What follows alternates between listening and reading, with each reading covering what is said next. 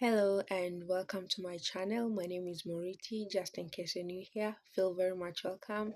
And today I have such an interesting and important topic in relation to our kids. So without wasting so much time in the introduction, let's get started. Okay, so if you've been following from tip number 1, this is number 4, and it's a reminder to the parents. I know that God wants me to share this video for that one parent or two parents who need it. And if you are the one, just know that God is in the business of working with you to raise godly offspring. God doesn't just want children who have good behaviors, He wants godly kids.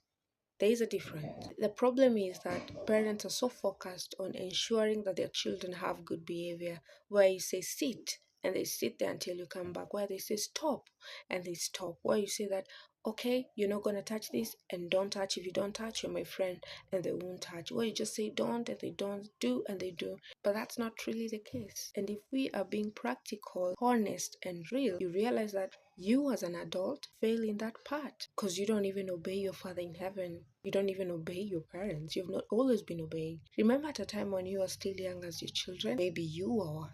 But how do you forget that so quickly and expect that this 5-year-old is just going to do everything perfectly? Am I saying that the children should be allowed to have bad behaviors? No, certainly not. But you have to remember, raising a godly offspring is different from having a child who behaves like a robot. And this brings me to my point.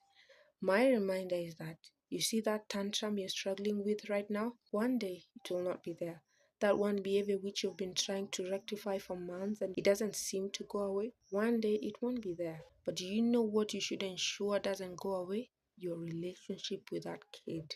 Your relationship with that kid is what will help you mold them into what God wants them to be. If you ruin your relationship with that kid right now because of that habit, because of that behavior they have, you've ruined everything and you may not be able to achieve the goal which God has set for you in regards to your children. Be mindful on the kind of relationship you have with your child. Is it drifting away? Are you getting closer and closer? Are they going far and far away because you keep pushing them away? It's okay, they have that bad habit. What do you stand to gain if you push them away and someone else get a hold of them? Someone more dangerous. You live to say that you've done everything for this child, whereas you didn't. Of course you did. But you allowed your frustrations and your disappointments and your pain to block and clog your eyes that you could not see. The way God deals with us, that He ensures He has this kind of relationship where we can always come back even when we mess and mess and mess. And what? You think that God doesn't expect you to have that kind of relationship with your child? Also, because they disobeyed and went against the rule, you're just gonna turn cold and be someone they don't recognize, showing all the passions in your face and everything, shouting and screaming and storming and saying the way you've done everything for them and they don't seem to see it? You think that would help? No. This is the part where you swallow your pride and recognize that yes, they have this habit, but what am I gonna do? The relationship you have with your child is going to determine whether you lose this kid forever or you'll gain them for heaven. Remember, this is not just your child. This is a child of God whom He gave you to train up for Him. He has given you this child. You are a steward. Don't deal with this child as if it's your own. They are not your own. Who told you that Christ did not come to die for your child? See, this is a serious matter. I may talk about it over and over and over, but the main point is have such a healthy relationship with your child where love is, gentleness is, understanding is, and according of grace is. So that whether this child messes and behaves wrongly, they will always know that I can go to my mother, I can go to my father, and he will help me fix this problem. And the beauty of it all is that you'll realize as you start building a relationship with them, it becomes easier. Giving out corrections, giving out instructions becomes easier as you are mindful of them too. Because in the back of your mind, you know that I was once a child and I needed some kind of grace from my parents, which at some point I didn't have or I did have. So I need to be more graceful to them. You'll also realize that they will start taking things lightly. They'll start obeying. They'll start following instruction, not because of the force you used, but because of the kind of relationship you two are having. It's very important. As a father, you should be a reflection of what God is.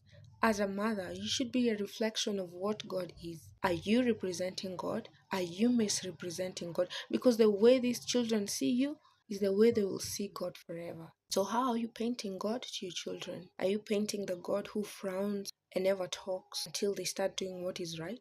Or you say that I'm not going to talk to you until you start behaving right? That's what we do most of the times. But is it right?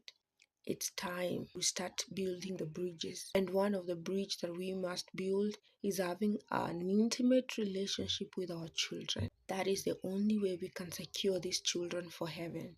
That is the only way we can keep these children away from the devil, because he is meandering around waiting for the time where you let them go because of your bad behavior, or because they had a bad behavior and you let them go because of your bad behavior. Satan is ready to embrace them and tell them, it's okay. It's okay. I know your mother is so insensitive, but I'm here. I'm so sensitive. I'm going to give you all that you need. Do not allow that. Do not allow your frustrations, your anger, your pain, your expectations to get in the way. Build that relationship. The bad behaviors will go. And you can testify to this. The things you used to struggle and fight with this child a few months ago are not the same ones right now. Why? They outgrew them. They grew. They keep on growing. Do not underestimate these children. And as long as you keep dedicating them to God, the angels of God will speak unto them. By your example, by your conduct, you can win them over. Don't try to save them by force. You are not the one who will save these children. It is Jesus Christ. It is by faith. Let your actions be in accordance with the faith. Work on your relationship with your kids.